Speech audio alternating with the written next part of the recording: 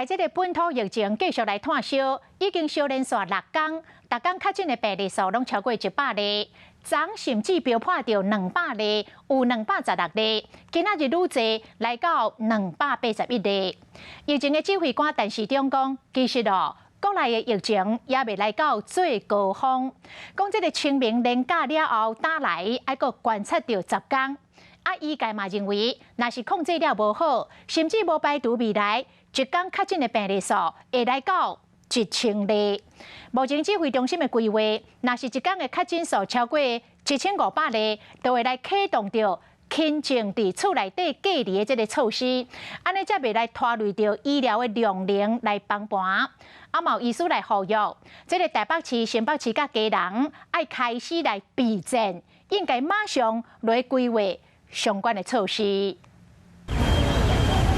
连假上尾一天，三甲一天就新增加41例，是新北头一名。会知影三甲体检站民众排甲落长，本土疫情小连续5天超过80例。指挥官陈时中就讲，即卖也毋是上严重的时阵，上少要阁观察10天。有医师烦恼，未来有可能一天确诊数超过1000人。不要说指数增加就好，当然也不排除说我们不小心那有个地方集中式的感染，导致说整体被炸锅。假如我们要看到指数型上升，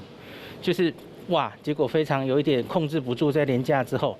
可能不需要10天你就看得到了因为Omicron进每一个国家的社区造成指数型上升的时候，它几乎是无上限的。一天确诊超过1500个人，指挥中心预计会启动轻症伫咧厝内隔离。台大感染科医师黄立明认为，连假过了后，逐天超过80例进行，恐惊会阁维持一段时间，所以轻症伫咧厝内隔离，可能会伫咧2-3个月内就看会到。开始是轻症，后来突然发生重症，有的时候会措手不及。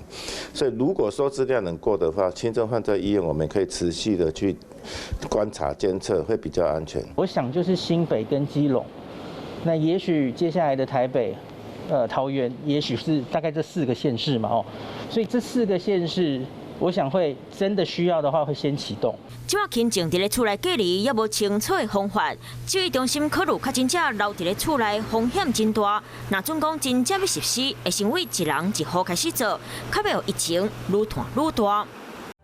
我是吴一璇，想要收看最新第一手的讯息，赶快加入华视新闻 YouTube 频道，按赞，开启小铃铛，最专业的主播群说新闻给你听。